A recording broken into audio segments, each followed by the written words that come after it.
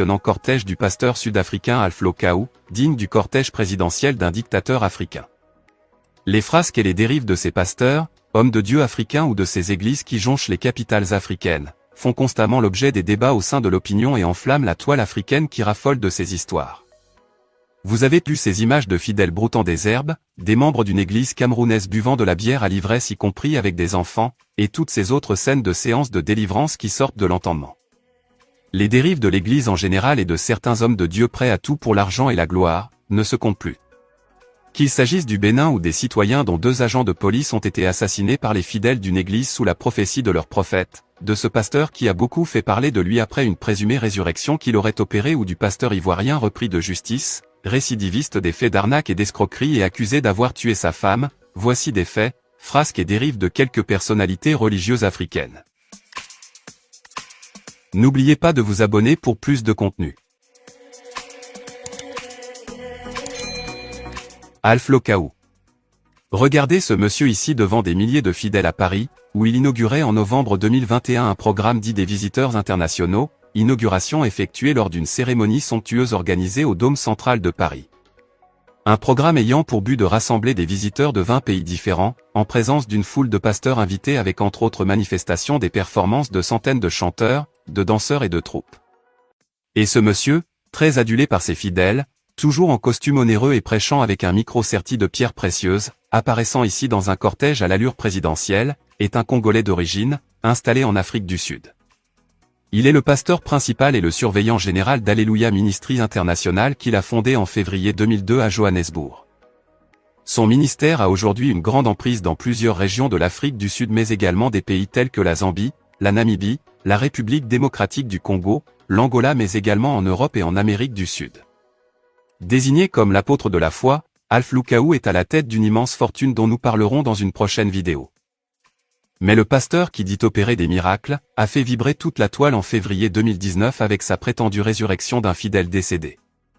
Une supercherie que des curieux ont aussitôt mise à nu par plusieurs indices.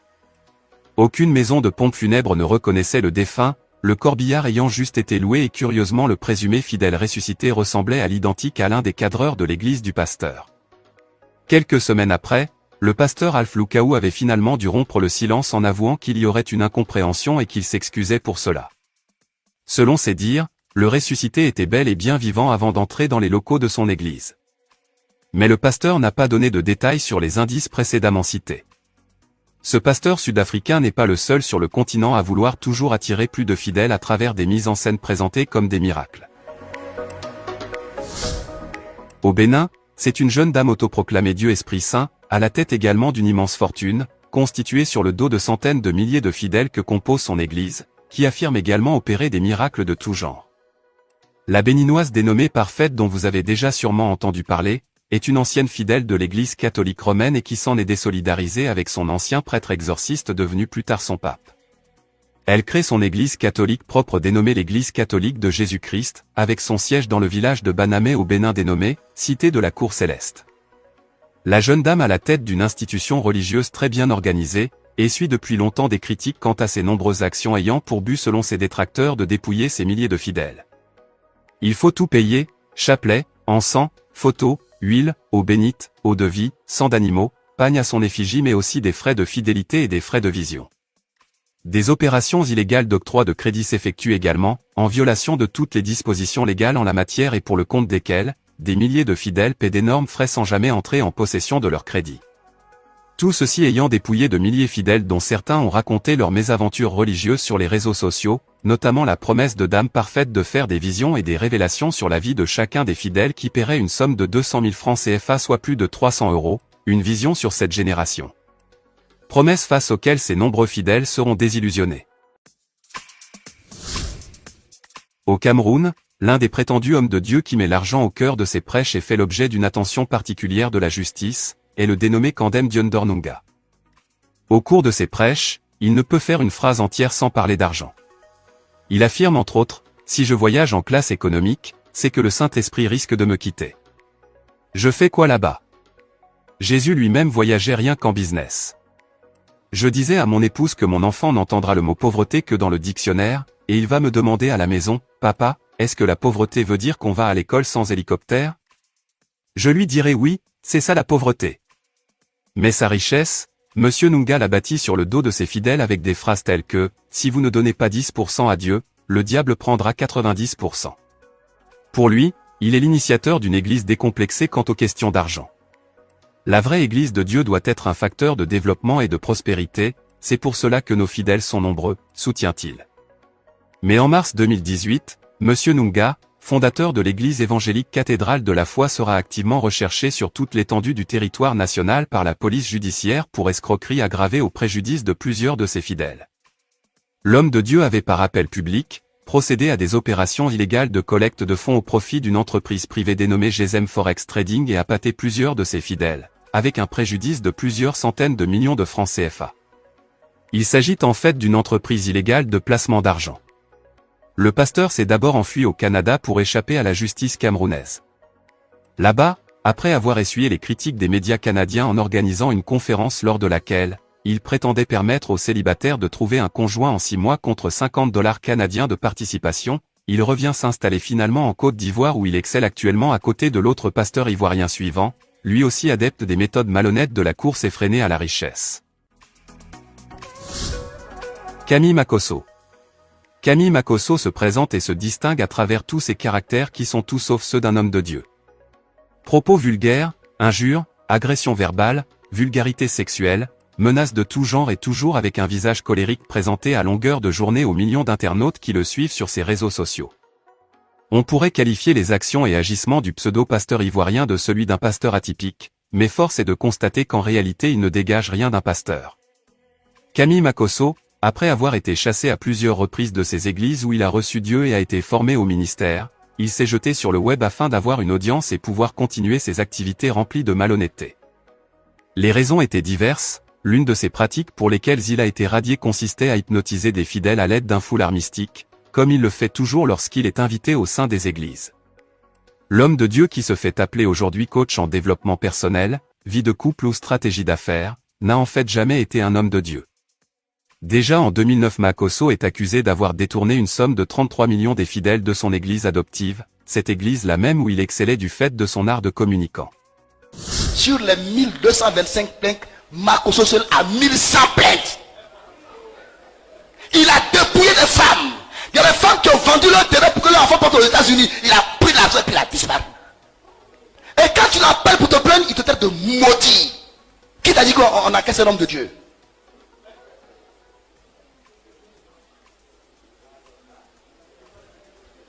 Les documents sont là. J'ai toutes les preuves. Plusieurs avis de recherche ont été émis contre lui courant ces années. Makosso est un récidiviste qui a fait plusieurs fois l'objet de poursuites judiciaires et des peines de prison ferme dont la dernière en 2015 portant sur une somme de plus de 300 millions de francs CFA, pour des faits d'escroquerie et d'abus de confiance au préjudice de nombreux jeunes chrétiens.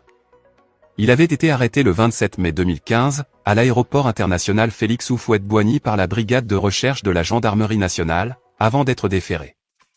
Signalons qu'il avait déjà été incarcéré en 2010 pour des faits similaires. Et à cette époque, profitant des troubles qu'ont engendré les élections, il s'était évadé de prison. En dehors de son appétit démesuré pour l'argent, il est un ancien membre de gang comme il le dit lui-même et malheureusement en garde encore les comportements.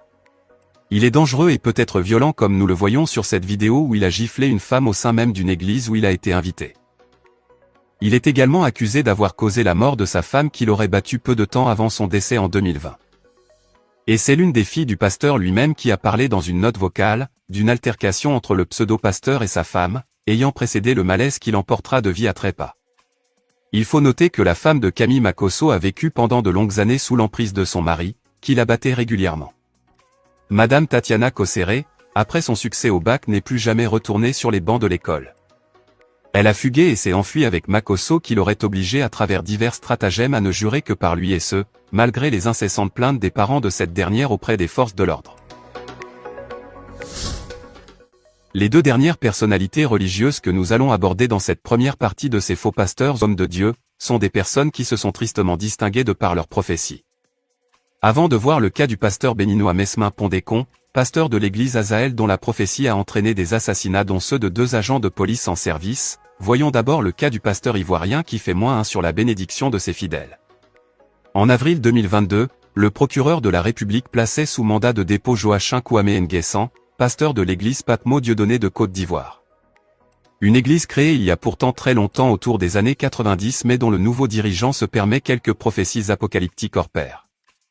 Le pasteur, dans des vidéos devenues virales sur la toile, se présente comme le nouveau Jésus-Christ réincarné. Il affirme entre autres qu'il va mettre fin à la vie sur terre et la date de cette fin dépend de lui. Toujours vêtu d'une soutane blanche et la tête couverte d'une serviette blanche, ses prêches ont alimenté bien de débats et parfois tourné en dérision de nombreuses personnes. Mais si l'homme a été interpellé et placé sous mandat de dépôt pour trouble à l'ordre public, c'est bien parce que des prêches similaires annonçant une prétendue fin du monde peuvent rapidement alimenter des actes et intentions criminelles dans le rang des fidèles comme ce fut le cas ailleurs. Au Bénin justement, âgé de 43 ans avec un niveau scolaire de la classe de 4e, Mesmin Pondécon surnommé pasteur Awignan Jamonkpa, a réussi à endoctriner des centaines de personnes dans la commune de Savalou et des villages environnants, rassemblés sur un site de plusieurs hectares. Dans le village, ils se distinguent par leur look, leur accoutrement et leur chevelure. Pieds nus, ils ne se coiffent pas et sont, pour la plupart, dans leurs boubous de couleur rose et des bandes jaunes par endroits. Le dit pasteur qui, autrefois était membre de l'église du christianisme céleste avant de créer en 2011, sa propre église après un séjour au Nigeria, faisait répandre une prophétie depuis 2014 qui annonçait la fin du monde demandant à ses fidèles de vendre tous leurs biens. Les fidèles se disaient également autorisés par leur gourou à saccager les récoltes des populations, détruire les biens de leurs voisins puis commettre tout acte répréhensible au motif qu'ils en ont reçu l'inspiration et l'autorisation du Saint-Esprit. Les nombreuses plaintes à l'endroit des forces de l'ordre contre l'église de Azaël la Lumière sont restées sans suite face aux agissements de ces fidèles qualifiés de drogués et violents. C'est alors qu'en janvier 2022, des affrontements sanglants opposèrent les adeptes de la congrégation religieuse et les habitants de la commune de Savalou. 2 agents de police partis pour ramener l'ordre ont été kidnappés et froidement abattus par les fidèles. Le bilan total fait état de 8 morts. Il a fallu faire appel à des soldats lourdement armés. Le leader de l'église, en cavale, sera rattrapé quelques jours plus tard dans sa fuite. Il est mis aux arrêts et placé sous mandat de dépôt avec certains de ses membres, après son audition. Le reste de ses fidèles est placé sous contrôle de psychologues. Eh bien nous voilà à la fin de cette première partie. Nous verrons dans la prochaine, l'arrestation de ce pasteur qui vendait des tickets pour le paradis. N'oubliez pas de vous abonner. À très vite. Regardez cette scène qui se déroule dans une église où le pasteur affirme avoir fait apparaître par miracle le passeport perdu d'une de ses fidèles. Le dit pasteur dénommé Bishop Obinim, un pasteur du Ghana, très populaire et controversé, enchaîne souvent ses faits présentés comme des miracles. Plus loin, au Zimbabwe, ce pasteur que vous voyez a été arrêté pour escroquerie sur ses fidèles. L'homme de Dieu qui faisait déjà l'objet de diverses accusations, avait entrepris de vendre des tickets pour le paradis. Des tickets pour des places dans l'au-delà que le pasteur vendait aux pécheurs de son église contre une somme de $500. Les faux pasteurs défraient régulièrement l'actualité en Afrique. Leur prescription suivie trop religieusement par les fidèles frise l'aliénation. Et avant d'évoquer à nouveau les dérives de l'église en général sur le continent africain et de ces hommes et femmes prétendus prêtres, pasteurs ou prophètes, rappelons que nous avons déjà vu à travers notre première vidéo sur le sujet, quelques-uns de ces faux pasteurs ou hommes de Dieu, avides de pouvoir et s'efforçant dans une course effrénée à la richesse. Du pasteur congolais résidant en Afrique du Sud, Alph Lukaou, de la béninoise autoproclamée Dieu Esprit Saint ou du pasteur ivoirien Camille Makosso, les frasques de ces faux hommes de Dieu ne se comptent plus sur le continent africain. J'ai dit que j'appartenais à une secte. Assume ce que tu es. Nous verrons également l'histoire de ce pasteur démasqué en direct à la télévision comme appartenant à une secte. Commençons avec ce monsieur, Joël Francis Tatou. Ce pasteur friand des réseaux sociaux comme tous ceux évoqués antérieurement, s'illustre à travers ses prétendues révélations lors de ses prêches. Des révélations constamment objet de polémiques dont certaines des plus insolites, comme celle effectuée en janvier 2022 au cours d'un séminaire dénommé Hanouka où le pasteur a révélé que parmi ses fidèles chrétiennes, l'une d'entre elles venait d'une chambre d'hôtel numéro 26, ce qui sous-entendait une fornication de la part de la jeune femme. Une révélation qui a fait polémique au sein de l'opinion. Le prophète Joël, comme il aime se faire appeler, âgé de 42 ans, congolais de nationalité, a débuté ses activités religieuses au Burundi avant son retour en République démocratique du Congo. Il déclare avoir reçu en 2004 la visite d'un ange qui lui aurait communiqué les grandes lignes de son ministère ainsi que le prénom Joël qu'il devra porter.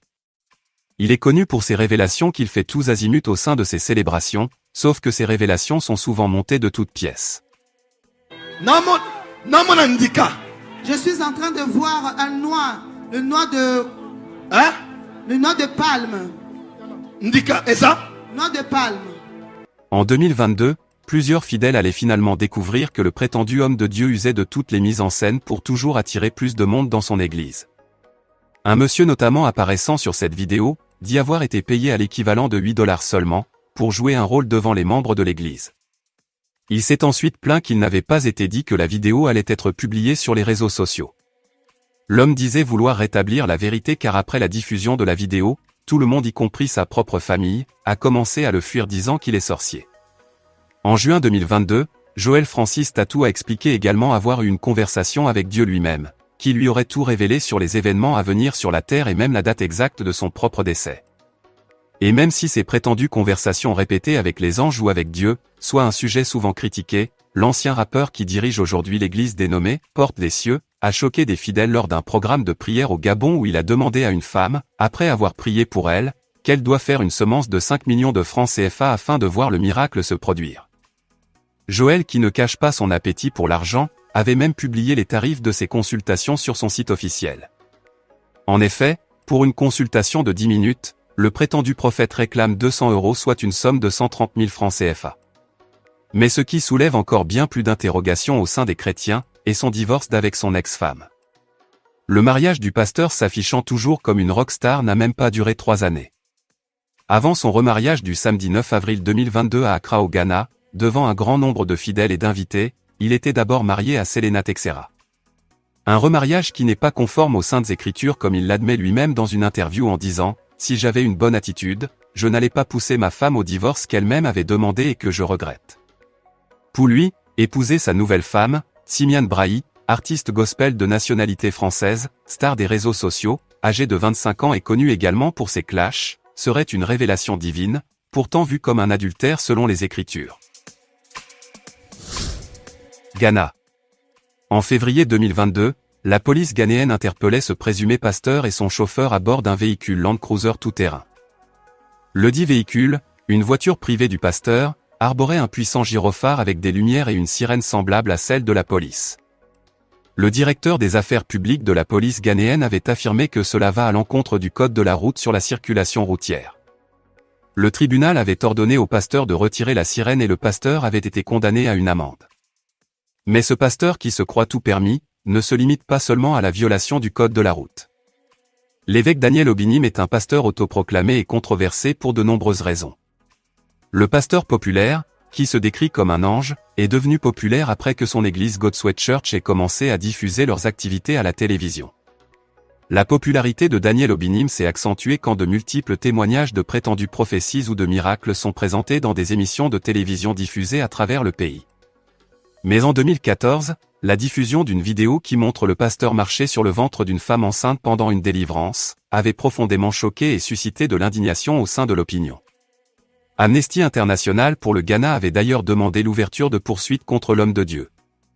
Et en 2018 également, le tribunal d'Accra a infligé une amende à son église après que 2 jeunes amants aient été fouettés à l'intérieur de l'église, la scène diffusée dans une vidéo devenue virale en 2016.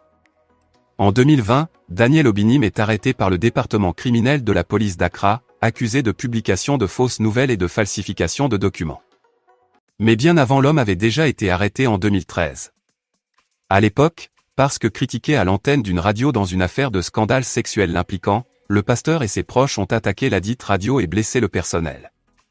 Ils étaient accusés de complot en vue de commettre un crime, d'entrée illégale, de dommages à la propriété privée et d'utilisation d'armes. Daniel Obinim affirme par ailleurs à ses fidèles avoir le pouvoir de se transformer en objets ou en animaux. Dans son garage, le pasteur affiche fièrement ses voitures de luxe dont une Rolls-Royce. Les faux prophètes ou faux pasteurs se caractérisent par le fait qu'ils chatouillent les oreilles de leurs auditeurs de propos agréables à entendre, leur faisant croire que tout ira bien pour eux sans qu'il ait à changer de conduite pour revenir au Seigneur. Mais également de leur faire croire qu'ils sont choisis par le Seigneur pour opérer des miracles à ceux qui viendront à eux. La résurrection étant l'acte qui fascine le plus les fidèles, Après le pasteur congolais Alpha Lukaou qui s'y est frotté sans succès, c'est le pasteur togolais Paul Dodji Numonvi qui a fait une vidéo dans laquelle il parle de résurrection. L'homme de Dieu a affirmé ouvertement en 2021 avoir ressuscité un homme mort depuis plus d'1 mois. Devant ses fidèles en joie, le pasteur raconte que l'homme qui l'a fait revenir à la vie est aussi un pasteur vivant aux États-Unis, qui l'a ramené à la vie à distance depuis son pays le Togo. Le pasteur estime qu'après avoir fait un tel miracle au nom de Dieu, si jamais la Bible devrait être réécrite, un chapitre devrait porter son nom. Ce faisant, son miracle serait relaté pour que le monde entier le lise. Mais d'après nos investigations, le mort ressuscité dont il s'agissait ne serait qu'une invention pure et simple de sa personne. Une histoire fabriquée de toutes pièces pour des fins de propagande et d'escroquerie. Le mort ressuscité en question n'aurait aucun lien avec le pasteur. Selon les faits, le monsieur en question appelé Adoté Gandhi, vivant aux États-Unis, avait été atteint de coronavirus et plongé dans un coma profond pendant 2 mois avant de se réveiller et d'en guérir définitivement. Un coma que le pasteur Numonvi a fait passer pour 1 mois qu'aurait passé l'intéressé à la morgue. Avant de voir le pasteur zimbabwéen qui vend des tickets pour le paradis, faisons un tour au Bénin pour apprécier le ministère de l'homme de Dieu surnommé Oto Oto en raison de l'effet immédiat avec lequel s'accompliraient ces miracles dans la vie des fidèles de son église.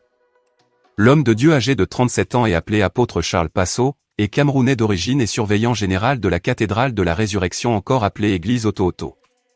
Le ministère qu'il dirige s'est répandu comme une traînée de poudre dans plusieurs villes et il anime des croisades dites d'évangélisation dans plusieurs pays de la sous-région car les prophéties et les miracles du pasteur font l'objet de débats dans l'opinion et attirent de plus en plus de fidèles. Le pasteur dit avoir une solution à tous les problèmes et donne également un délai dans lequel la satisfaction du fidèle serait garantie. Mais à côté de la commercialisation de ces huiles à prix d'or, huiles que doivent acheter les fidèles et dont l'utilisation garantirait des miracles, c'est plutôt les scènes de délivrance elles-mêmes qui suscitent des interrogations de la part des curieux qui ont analysé certaines d'entre elles. Le miracle présenté dans cette vidéo veut faire croire que le pied d'une élève en proie à une plaie incurable serait subitement et entièrement guéri sans laisser ne serait-ce qu'une cicatrice sur la jeune fille. Une supercherie démasquée et expliquée par la chaîne Jésus-Christ TV qui alerte constamment sur les activités de ces faux pasteurs avides de gloire et en quête de richesse. Des glaçons avaient en effet été attachés dans un foulard au pied de la fille, glaçons qui dégoulinaient et présentaient comme une plaie béante.